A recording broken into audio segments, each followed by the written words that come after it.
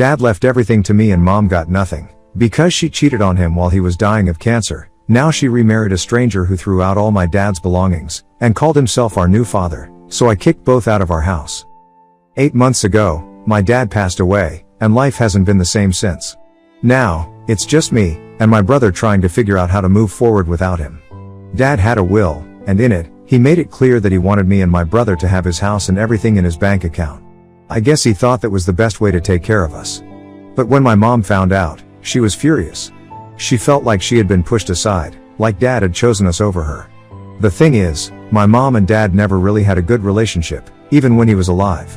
She had me when she and Dad were still young, still in college, and I guess it was too much for her.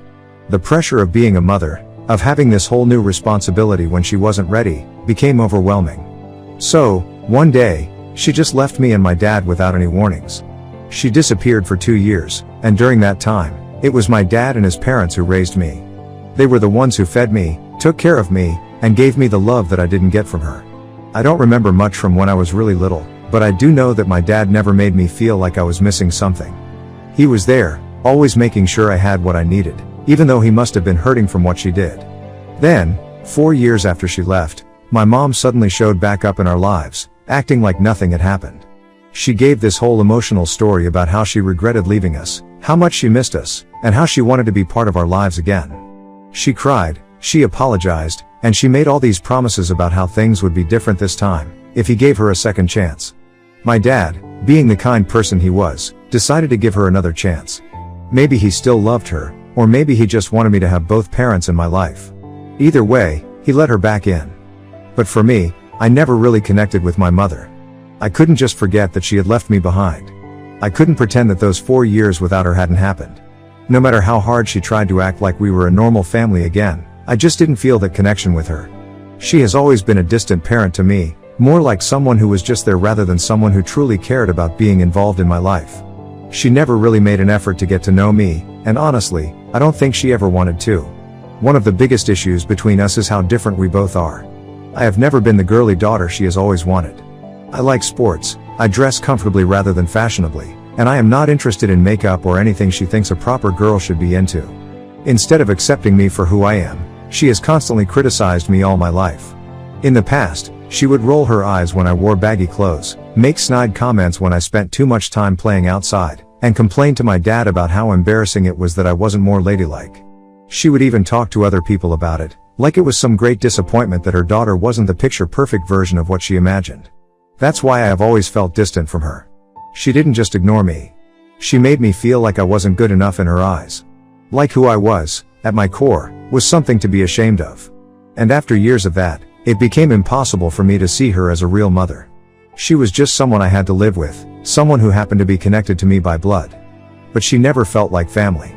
Then, when she got pregnant with my brother, things only got worse. She absolutely hated being pregnant and never tried to hide it. She complained constantly about how uncomfortable she was, how much she hated gaining weight, how she hated my dad for getting her pregnant again. It was like she saw the whole thing as a burden rather than something to embrace. Of course, pregnancy isn't easy, and I get that it can be really tough, but the way she handled it was different. He reminded her that she had the option to terminate the pregnancy well before the time, but she chose not to do that. Now, she was blaming him as if he had asked her to get pregnant. Over the months, she and my dad continued to fight all the time. It was like every little thing set her off. For example, she would constantly criticize my dad, no matter what he did. If he cooked dinner for her, she'd complain that it wasn't what she wanted or that he made it wrong, even if she never told him what she actually wanted in the first place. If he tried to help her with anything, whether it was carrying groceries, rubbing her back when she said she was sore, or even just asking how she was feeling, she would snap at him, saying he was being too much or that he was just pretending to care. But if he ever stepped back and gave her space, she'd get mad about that too, saying he was neglecting her. It was like there was no winning with her. I remember one time when my dad forgot to buy her favorite ice cream at the store as he had been very busy at work.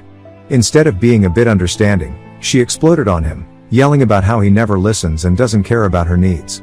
She aggressively moved close to his face and slapped him in a fit of rage. It was unnerving to watch my mother do that, and it left me traumatized. Even when it came to me, she made sure I felt her resentment, too. Before she was pregnant, she was already distant, but during those 9 months, it was like she couldn't stand me. If I tried to talk to her, She would brush me off or roll her eyes like I was annoying her and gesture me to go away. If I was playing too loudly or even just laughing in another room, she'd yell at me to be quiet, saying I was giving her a headache. There were times when I would try to do something nice, like help her with something around the house, but she would just yell at me, till I burst into tears. It made me feel like nothing I did was good enough for her. One of the worst moments I remember during her pregnancy was when I had a school event, a small sports competition I had been excited about. I told my mom about it, hoping that she would come and support me. Instead, she scoffed and said, "Why would I want to watch you running around getting sweaty like some boy?" That comment stung. However, my dad overheard and tried to defend me, but that led to another fight between them, where she accused him of always taking my side and turning me against her. But the truth was, I didn't need anyone to turn me against her, she was doing that all on her own. Whenever my dad tried to calm things down or reason with her, she would blame it all on her hormones. She acted like that gave her a free pass to be as mean and disrespectful as she wanted. But the truth is, hormones don't make someone cruel. They don't make a person lash out and belittle the people around them. That was just her. And even after she had my brother, things didn't get better. If anything, it was just the beginning of even more problems. My mom refused to take care of him properly, especially when it came to feeding him. She would complain all day that she was exhausted, that she wasn't getting enough sleep, or that she wasn't built for this, even though my dad and his parents were doing everything. They were the ones who fed and took care of my brother, because if it were just up to her, I don't think she ever would have. Back then, she was always on edge, snapping at the smallest things. It was like walking through a minefield, you never knew what would set her off. If my dad tried to help, she'd lash out at him, calling him useless or saying he didn't understand what she was going through. If I so much as made a noise while she was in a bad mood, she'd yell at me like I was the worst thing in the world. I didn't feel like I had a mother, I felt like I was living with someone who hated being around us. Eventually, my dad convinced her to see a doctor and she was eventually diagnosed with postpartum depression. The doctors prescribed her medication, and for a while, we hoped it would help. But even with the meds, things never really improved. She still had these really dark, heavy moods where it felt like nothing could reach her. And then, one day, things escalated to a terrifying level. That day, she locked herself in the bathroom with my baby brother, out of nowhere.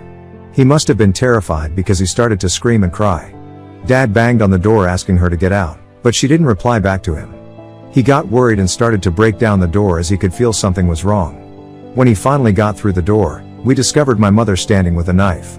She told us that she wanted to hurt herself, talking about how she couldn't do this anymore and how she just wanted it all to stop. My dad panicked, trying to talk her down, begging her to not hurt my brother. I don't know how long it took exactly, but eventually, my dad was able to get her to come out and not hurt anyone with the knife. He took my brother from her, held him tightly, and made sure he was okay. My mom just stood there, looking completely drained, like she had nothing left inside her. That night was the breaking point. My dad had no choice but to call the police. He was terrified for my baby brother, terrified for me, terrified for what my mom might do, and completely overwhelmed by a situation that had spiraled so far out of control. When the police arrived, they managed to take my mother away. She was then admitted into a psychiatric center with 24/7 security to make sure she didn't hurt herself or anyone else. Mom was there for a while, undergoing intensive treatment. The doctors put her through counseling, therapy, and mandatory psychiatric sessions to help her deal with whatever was going on inside her mind. It wasn't just about medication anymore, it was about making sure she was stable enough to function again. Eventually, after completing all the required programs, she was released. But nothing really went back to normal after that. My dad was different. He was always a cautious man before, but after everything that had happened, he became even more protective of us. He didn't trust my mom to be alone with me or my brother, and honestly, I don't blame him. He had seen too much, been through too much, and he wasn't willing to take any more risks. So every time he had to go to work, he would drop us off at his parents' house instead of leaving us alone with my mother. He didn't trust that she wouldn't snap again, and no matter how many counseling sessions she went through, that fear never left him. And honestly, it never left me either. So, it became our new routine, me and my brother spending most of our time with our grandparents instead of our mom. Because of everything we went through growing up, my brother and I became incredibly close. We've been through hell and back together, and he's the only person who truly understands just how crazy and dysfunctional our family is. No one else could possibly get it. We didn't just grow up as siblings, we both survived as a team. Through all the chaos, all the fights, all the times we felt like we had no one else to rely on, we always had each other. A year before my dad passed away, He was diagnosed with cancer. He was the one constant in our lives, the one person who had always protected us, always made sure we were okay. The thought of him being sick, of him not being there anymore, was unbearable. At first, we clung to hope. The doctors said chemotherapy might help, so we convinced ourselves that he would get better. We told ourselves that he was strong, that he had survived so much already, that this was just another battle he would win. Every time he went in for treatment, we held on to the idea that maybe this would be the round that made a difference. Maybe this would be the one that turned things around. But no matter how hard we wished for that, it never happened. He just got weaker. The chemo drained him. My dad, who had always been so full of life, so protective and strong, started to fade right in front of me. And no matter how much we tried to be strong for him, deep down, we were terrified. We knew we were losing him. During this time when my dad was at his weakest, physically, mentally, and emotionally, my mom decided to do something that shattered what little respect I had left for her. While he was fighting for his life, going through grueling chemo treatments, barely able to eat or sleep, she started cheating on him. I don't know exactly when it started, but looking back, I realized there were signs. She was always distant, spending more time away from home, never visited dad, acting strange at all times, dressing up more than usual for errands. Then, one afternoon, I came back home from college. I thought it was just like any other day. I was tired from classes, ready to drop my bag, maybe check in on dad. But when I walked into the house, I heard noises from my parents' bedroom. Something felt off. So, I went to check on it. When I opened the door, I saw my mother in bed with a stranger. This was a random man I had never seen before, lying there in my parents' bedroom like he belonged in our home. Like my father, the man who had given my mom everything, didn't even exist. It felt like time stopped. I remember standing there, frozen, my heart pounding so loudly I thought I would pass out. She saw me and started to panic. She scrambled for excuses, for explanations, but nothing she could say would ever erase what I had just seen. That image is burned into my memory. No matter how much I try to push it away, it lingers. My mother betrayed my father while he was in the middle of the worst battle of his life. The absolute disgust and anger I felt in that moment are emotions I can't even fully describe. After I caught her, my mom went into full damage control mode. Instead of owning up to what she did, she started to gaslight me. She begged me not to say anything to my dad. She looked me in the eyes and told me that if I said a word, I would be the one to hurt him. Not her. Me. She convinced me that he was already suffering enough, that knowing the truth would kill him faster. That it was better for him never to find out. She made it sound like she was doing this for him, like she was protecting him, when in reality, she was only protecting herself. I wanted to scream at her. I wanted to tell her that she was the one hurting him, that she was the one breaking everything apart, but I felt trapped. I hated to admit it, but she was right. How could I tell him this? He was already suffering enough. How could I tell a dying man that the woman he spent his life with, the woman he forgave time and time again, was betraying him in the worst possible way? So, against everything in me, I stayed silent. Not for her, not because I thought she was right, but because I couldn't bear to add to my dad's suffering. Mom assured me that she would not continue the affair, but of course, she was lying. I wanted to think that maybe she felt some kind of guilt. But she didn't. She never did. Because by the time my dad passed away, she had already hooked up with multiple men. She wasn't just unfaithful, she was also shameless about it. She would disappear for hours, sometimes whole nights, with no explanation. She'd come home smelling like men's cologne, hungover, her lipstick smudged, her hair a mess. I knew exactly what she was doing. And every time I looked at my dad, frail and tired, barely holding on, it made me sick. She had no respect for him. No love. No decency. While he was fighting for his life every day to survive, she was sneaking around behind his back, betraying him over and over again. This is exactly why I felt a sense of relief when I found out that my dad didn't leave her anything in his will. She didn't deserve a single thing, not after everything she had done behind his back. She had already taken so much from him while he was alive, so the fact that she was completely cut out of his will felt like justice. It was like he knew what kind of person she was, even if he never said it out loud. But of course, my mom wasn't the type to accept that. She never took accountability for anything in her life, and this was no different. Even though my dad legally left everything to me and my brother, she still tried to weasel her way back in. This year, I finally graduated and landed a good job, but my brother is still a minor. Hence, my mother pressured me, urging me to let her live in the house even though she had no legal right to it, at least until my brother went off to college. She argued that this was our family home and that she had every right to stay there, even though dad didn't leave her the deed. She acted like it was some huge injustice, like she was being wronged, when in reality, she was the one who had wronged us over and over again. She tried to guilt trip me, saying that my brother needed her, that kicking her out would tear the family apart. I was okay with letting my mom stay in the family house for the time being. Not for her sake, but for my brother's. I didn't want to uproot his life while he was finishing school. As much as I despised my mother's behavior, I wasn't going to make things harder on him. But ever since dad passed away, my mom has stopped pretending to be anything other than who she really is. She doesn't even try to hide her dating life anymore. Before, she at least had the decency to be secretive about it, sneaking around like she knew it was wrong. But now, she just doesn't care. She brings new men around the house like it's nothing. Different faces every few weeks, sometimes even days. She parades them around openly, as if she's a teenager who just discovered dating, completely oblivious to how it affects my brother. He hates it. Probably even more than I do. He's the one who wakes up every morning, walks into the kitchen half asleep, only to find some random man making coffee or sitting at the table like he belongs there. He has told me that he doesn't even feel comfortable in his own home anymore, because it doesn't feel like a home after his dad passed away. He says it feels more like a cheap motel, with a revolving door of strangers, men who come and go without a second thought. This week, my mom took things to a whole new level. Without even telling my brother, she packed her bags, left him alone in the house, and went off on a vacation with her newest boyfriend to Vegas. Because, of course, that's exactly the kind of impulsive, reckless thing she always does. At first, we didn't think much of it. She had been disappearing with random men so often that it wasn't even surprising anymore. But then, out of nowhere, we saw her recent social media post. There she was, smiling in a white dress, standing next to some man we had never seen before, with a cheesy caption announcing that she had just gotten married. My eyes widened in shock as I couldn't believe it. She had actually gotten married to this guy just months after dad passed away.